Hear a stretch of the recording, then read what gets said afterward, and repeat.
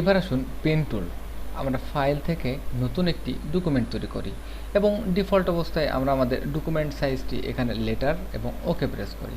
ওকে press করার পর আমরা এখানে জাস্ট পেন টুলটি সিলেক্ট করব। মনে রাখবেন এখানে আপনি যখন পেন টুল সিলেক্ট করবেন তখন ক্লিক করে ধরে রাখলে এখানে দেখতে পাবেন pen tool, add anchor point, delete anchor point, convert anchor point এবং এখানে একটি ছোট অ্যারো। এখানে যদি আপনি হোল্ড করে ক্লিক করেন তাহলে দেখতে পাচ্ছেন যে পেন টুলের যে সাব যে হিডেন যে টুলগুলো রয়েছে এগুলো একই সাথে শো করবে। জাস্ট একটি এটিকে বলে একটি প্যানেল বা ছোট ট্যাব বলতে পারেন। এবার আমরা একটু জুম করি।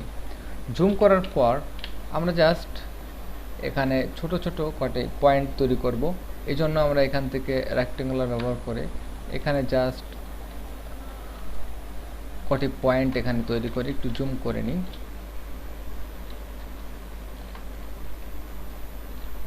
1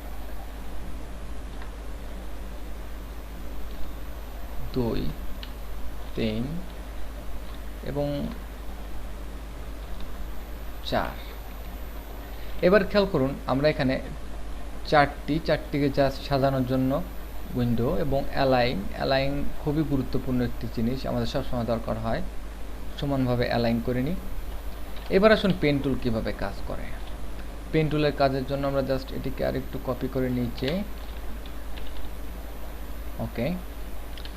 এটুকুর মধ্যে আমি বুঝিয়ে দেবো পেন টুলের কার্যক্ষমতা।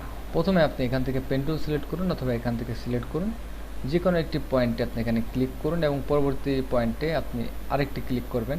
ক্লিক করে আপনি জাস্ট ছাড়বেন না, ধরে রাখবেন, হোল্ড করে রাখেন এবং এখানে জাস্ট আপনি টেনে এখানে খেয়াল করুন বেজিয়ে পয়েন্ট তৈরি করতে পারেন এবং শিফট চেপে যখন করবেন তখন দেখবেন যে এটি নির্দিষ্ট কোনো একটি পয়েন্টকে স্ন্যাপ করবে এবং আপনি শিফট চেপে এটিকে জাস্ট একটি সুন্দর কার্ভ তৈরি করেন এবং এখানে পরবর্তীতে আরেকটি ক্লিক করুন এবং এখানে পরবর্তীতে আরেকটি ক্লিক করুন এবং খেয়াল করুন প্রথমটি কার্ভ ছিল যার কারণে পরবর্তীটি কার্ভ হয়েছে এবং পরেরটি স্ট্রেট ছিল এবং আন্ডু করেন একটি লেভেল।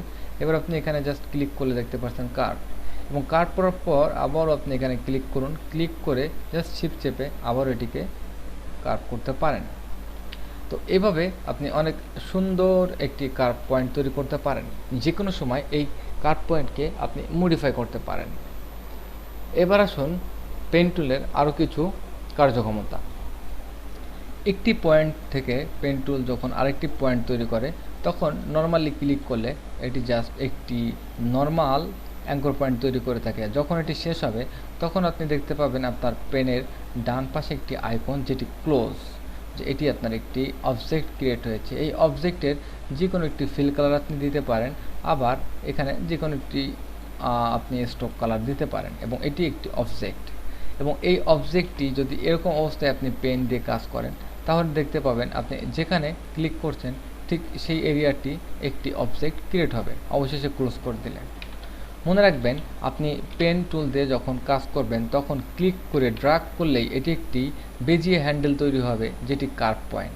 যেমন আমি এখান থেকে ক্লিক করে এখানে যখন ক্লিক করলাম তখন নর্মাল একটি পয়েন্ট স্ট্রেট তৈরি হলো। যখন এখানে ক্লিক করে আমি ড্র্যাগ করব তখন এটি একটি বেজিয়ে হ্যান্ডেল যেটি কার্ভ পয়েন্ট তৈরি হবে এবং আমি এখানে যখন এটিকে ক্লিক করব তখন এটি মাইনাস হবে বা ওই অংশটুকু থাকবে না এবং পরবর্তীতে আপনি এখানে যখন ক্লিক করবেন স্ট্রেট লাইন, আবার স্ট্রেট লাইন ক্লিক করার পর আরও একটি আপনি তৈরি করলেন। এখানে যদি আপনি মডিফাই করতে চান তখন অল্টার কি প্রেস করে ঠিক আপনার এটিকে এভাবে মডিফাই করতে পারেন। তো আসুন আরেকটি পরীক্ষা করা যাক। আমরা এখানে একটি ক্লিক করি, এখানে একটি ক্লিক করি, মোড, এখানে আমরা 4টি পয়েন্ট তৈরি করলাম। যে কোনো একটি পয়েন্টের পর আপনি অল্টার চেপে ধরুন, অল্টার চেপে ধরার পর আপনি দেখতে পাচ্ছেন আপনার কার্সারটি পরিবর্তন এবং এটি সাধারণত এই কনভার্ট টুল এবং এটি যদি ক্লিক করেন ঠিক একই জিনিস। তবে আমাদের দরকার নেই এই 3টি জিনিস হুদাই, এটা আমাদের কোনো দরকার নেই। এই মাইনাস এবং প্লাস সবসময় শো করে। যখন এখানে ক্লিক করবেন দেখুন পয়েন্টের পরে মাইনাস, যখন ব্ল্যাঙ্ক এরিয়ায় ক্লিক করছেন তখন প্লাস। সুতরাং কেন এই মাইনাস প্লাস কনভার্ট দরকার নেই। যখন অল্টার প্রেস করবেন তখন কিন্তু কনভার্ট, অল্টার প্রেস করুন। সুতরাং I don't really like it, এটি আমাদের কোনো দরকার হয় না, তারপরও বোঝানোর জন্য আমরা এটিকে এনেছি। তো আসুন এবার এটিকে অল্টার ক্লিক করে আমরা জাস্ট এটিকে কার্ভ করে নিই এবং সেম একই জিনিস, জাস্ট এখানে ফিল কালারটিকে ডিসেবল করে দিন। দেখুন সেম একই জিনিস তৈরি করা হয়েছে। তো আপনি যখন এখানে এলোমেলো অনেক বড় ধরনের একটি শেপ তৈরি করবেন, তখন এখান থেকে যেটি আপনার দরকার নেই জাস্ট জুম করবেন, যেটি দরকার নেই ক্লিক করে আপনি এখান থেকে মাইনাস তৈরি করে নিতে পারেন বা এটিকে মাইনাস করে দিবেন, এবং যেখানে আপনার কনভার্ট করা দরকার পয়েন্টগুলা, সেখানে জাস্ট আপনি এটিকে সুন্দরভাবে কনভার্ট করে স্মুথ করতে পারেন। তবে এই ক্ষেত্রেও অবশ্যই আপনার ডাইরেক্ট সিলেকশন টুল খুবই গুরুত্বপূর্ণ। আপনি যখন ডাইরেক্ট সিলেকশন টুল সিলেক্ট করবেন, তখন যে কোনো স্পেশাল একটি অংশকে আপনি সিলেক্ট করে এভাবে মডিফাই করতে পারেন, এবং ডাইরেক্ট সিলেকশন টুল আপনার যে কোনো অ্যাঙ্কর পয়েন্টকে মডিফাই করার অ্যাবিলিটি রাখে।